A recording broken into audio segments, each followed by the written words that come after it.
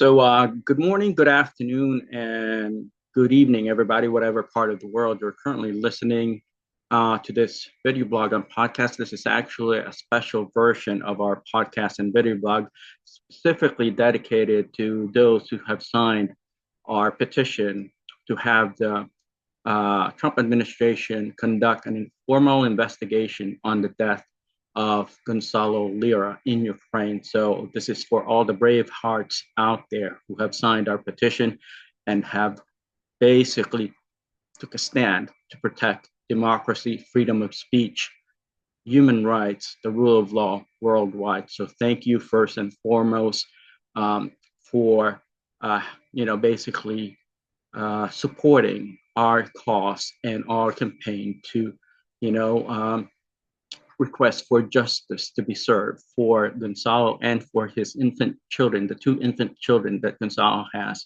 in Ukraine, as well as his aging father in Chile.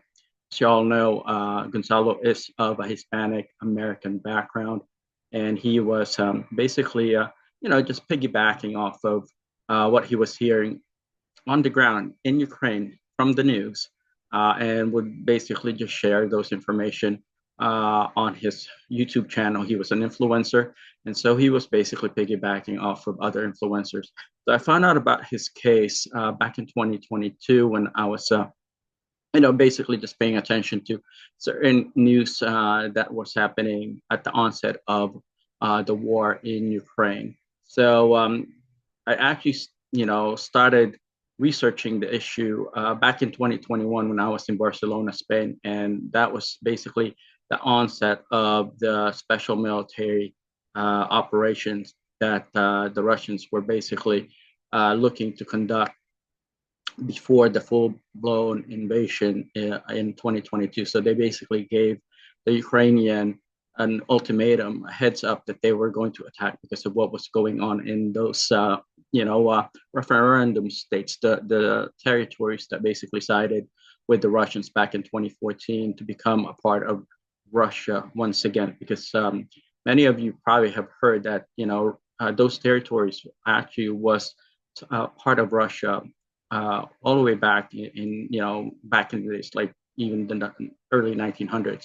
And so basically, they decided to rejoin Russia during the referendum that took place back in 2014. But anyway, thank you again if you managed to, support us by signing our petition and sharing our cause with your family and friends. I would like to urge you to continue to share our petition and let the whole world know about this case, because it's not just about Gonzalo per se. It's about the preservation of democracy, human rights, freedom of speech for everyone, every single one of us. We don't want to be silenced. No one wants to live in a tyranny and oppressive country. And therefore, thank you so much for supporting our cause. Basically, what I'm going to share with you is this interview that took place just a couple hours ago between Patrick Lancaster, who was basically embedded with the Russian military. He's basically the only Western reporter basically operating in Russia and reporting the Russian sides of the story. And so he was a guest this afternoon on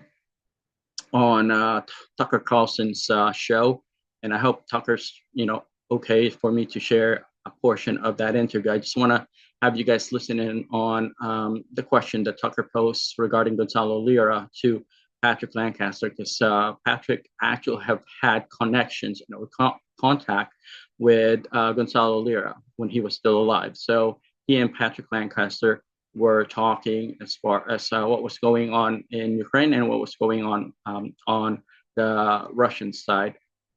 So I'm just gonna play a short clip of the interview. As I mentioned, this is a special, podcast and update on our change.org campaign to have the Trump administration basically conduct a formal investigation on the cause of death and the captivity and torture and embezzlement that was happening. I'm sorry, not embezzlement, but extortion that was happening to Gonzalo Lira while he was in captivity. So I'm gonna just play this quick, interview, and have you all listen to the question. So, did you know Gonzalo Lira, who was maybe the only other American who was looking critically at what the Ukrainian government is doing? He was murdered by the Ukrainian government, as you know.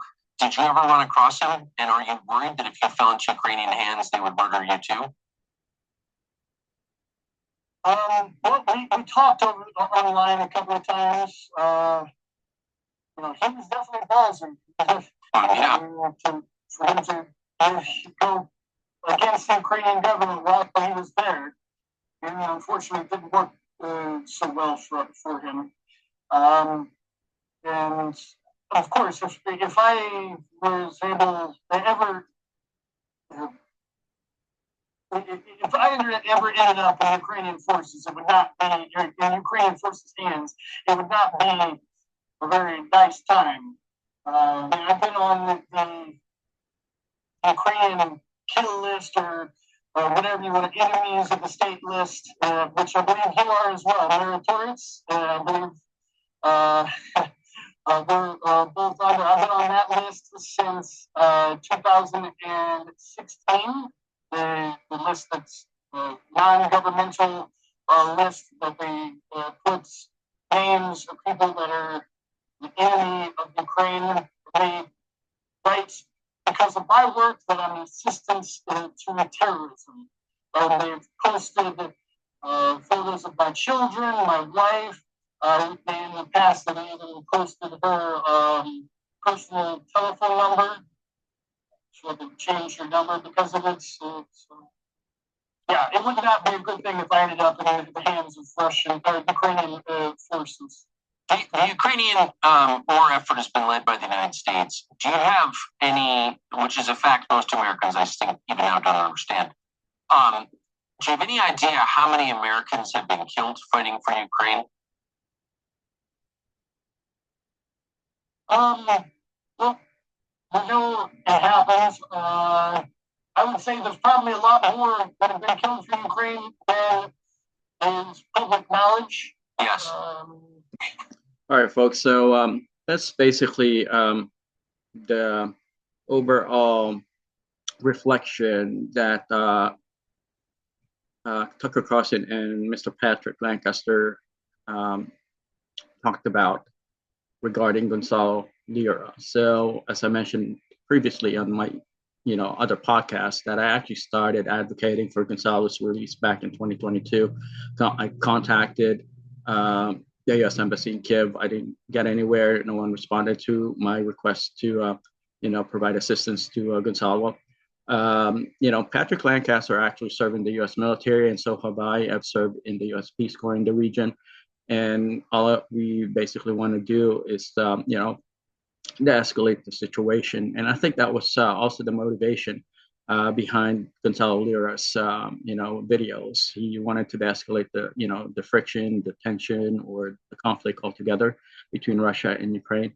And basically, wanted to, have both sides come to the table and, diplomatically sort things out and save lives. Okay. Unfortunately, it wasn't, seen that way by the Zelensky government, and he was basically put in jail for that. With this said, folks, I just would like to again ask you and implore you to basically share our petition and talk about the case with your family and friends and let them know to sign our petition. It's a simple act of peace for us to want to promote, democracy, freedom of speech, and diplomacy worldwide. Okay, there shouldn't be so many people dying off of this war. They're very, unsensible, and it could have been prevented. But unfortunately, the decision makers involved would rather engage in a war situation rather than a diplomatic solution. With this said, folks, thank you for joining me today. I'm going to cut it short since it's late here, Friday night, but I would like to ask you once again to please support our petition, sign, share, and talk about it. And I believe eventually we will be able to deliver justice for the Gonzalo Lira family, not just for Gonzalo himself, but his, aging father, as well as his children, his two infant children, and his wife, um, and preserve democracy, freedom of speech, and the rule of law worldwide, human rights especially.